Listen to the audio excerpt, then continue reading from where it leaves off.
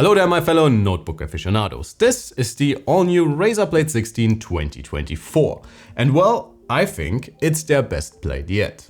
You might argue that it looks the same, performs the same and does not come with a lot of new goodies for this year, and you would be absolutely right.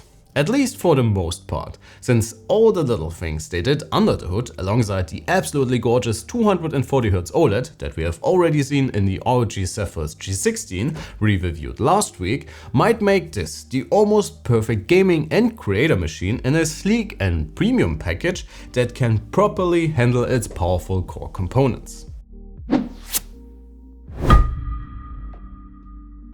The spec sheet for this puppy reads almost entirely like its predecessor from 2023, so we still get the insanely well-made aluminum chassis, and specifically for our review sample we are dealing with Nvidia's laptop RTX 4090 running with its maximum TGP of 175 watts, 32 gigs of DDR5-5600 RAM and a 2TB SSD. The new additions are of course the before mentioned OLED option, which comes as the standard, while the dual spec 4K mini LED variant is still available with a pretty hefty premium. Intel's new mobile flagship, the i9-14900HX, complements the high-end internals, which can be yours for $4,200 or €4,900 at the time of filming. Again, there's nothing new in terms of chassis design or the overall appearance of the blade, and I am totally okay with that. The black chassis looks and feels the part for a premium laptop, and while it still collects fingerprints just from looking at it, it is still the absolute benchmark for build quality, even though the new Zephyrus G16 does come close. But with a much sturdier display lid and non-existent screen wobble, you will have a hard time finding a better made performance notebook right now on the Windows side of things. While we are still missing an RJ45, the overall I/O selection is very practical, with two USB-A and a single USB-C all in the 3.2 Gen 2 standard, with the latter supporting power delivery, the power connector and the audio combo jack on the right, and another USB-A 3.2 Gen 2, USB-C Thunderbolt 4, HDMI 2.1 and a full-size SD card reader with class-leading transfer rates on the left. Despite the missing network check, wireless transfers can at least somehow make up for it. And to stay in contact with your loved ones, the webcam offers an okayish image. We would just hope that manufacturers would start to implement better sensors into their premium notebooks that costs thousands of dollars. Under the very easy to remove button cover, you got easy access to a pair of SODIMMs and, as per usual for Razer, the stacked NVMe slots for any storage expansion. In the input department, the blade is of course once more a typical Razer, and while the super flat keys do offer an overall satisfying feel, it takes me personally always some time to get used to them, since it feels like you're typing on a completely flat surface. But that might also just be me. The massive touchpad feels incredibly smooth, with, in my opinion, the best clicking feel in the industry.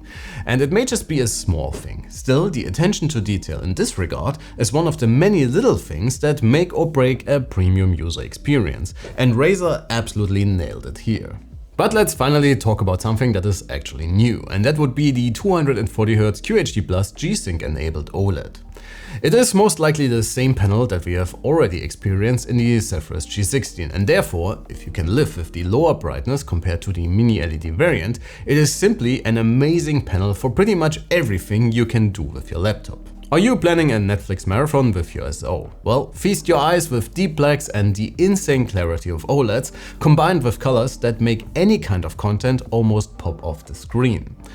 Do you like fast-paced shooters? Well, the response times of OLEDs are still unmatched by any other panel technology, and the 240Hz refresh rate makes everything super smooth. Or are you into AAA story games? Well, HDR titles look simply amazing, and even if your games do not support it, the insane contrast kinda makes everything looks like it's HDR anyways. If you are a creator, Razer seems to listen, and not only is the panel Kalman verified and very well calibrated from the factory, but you can select different presets in their Synapse software, which is a godsend for creators. PWM is still a thing, and while ASUS implemented a software tweak to rely on DC dimming at higher display brightness, the Blade 16 does not come with a similar solution. So if you are sensitive towards PWM flickering, you might want to try the OLED before pulling the trigger. The 2024 Blade 16 might come with an updated CPU, but as we already determined in our Raptor Lake Refresh deep dive, the actual benefits are pretty marginal. That said, the high-end silicon in the premium 16-incher is still amongst the fastest CPUs you can get in a notebook in this form factor, and you should hardly have to complain about not having enough performance anytime soon. Subjectively, and in our PC Mark tests, the Blade is a very snappy system no matter what you're doing with it, and it's a great companion for all sorts of different computing scenarios. Be it as an on-the-go workstation, your all-purpose gaming machine for meetings at work, or as a desktop replacement for both games or all of your creative endeavors. The 2TB SSD offers fast transfer rates, but unfortunately has to throttle in our torture tests, which is hardly something you will notice during everyday use, but still it might be worth knowing. In the GPU department, it is business as usual for Nvidia's notebook flagship, and as far as premium 16-inches go, the Razer is able to secure the top spots in our testing without any problems. In our 1080p gaming rating, there are faster options available, but the difference is marginal, and the Blade 16 has the benefit of lower fan noise on its side, but more on that later. Overall, the 16-incher can easily handle its native resolution without a problem, and should you want to use it as a console for your 4K TV or own a high-res screen on your desk, even 4K is doable. If you want to benefit from even higher frame rates or want to bring back ray-traced games into smooth territory, DLSS and frame generation are your best friends for more FPS with just a few clicks. Please enjoy our benchmarks, and if you enjoy your time here so far, please consider hitting that like and sub button. It really means a lot to us. As I teased earlier already, the Blade 16 is not only subtle in its design, but also when it comes to fan noise. It is by no means quiet. If you push it, it is definitely audible. But if you compare to the competition, the Blade might be a little slower here and there, but it's also very well behaved for the performance you're getting. Please enjoy our noise samples, and as always, for more info about temperatures during our stress tests and over longer periods of time, or things like chassis temperatures, please head on over to our written review.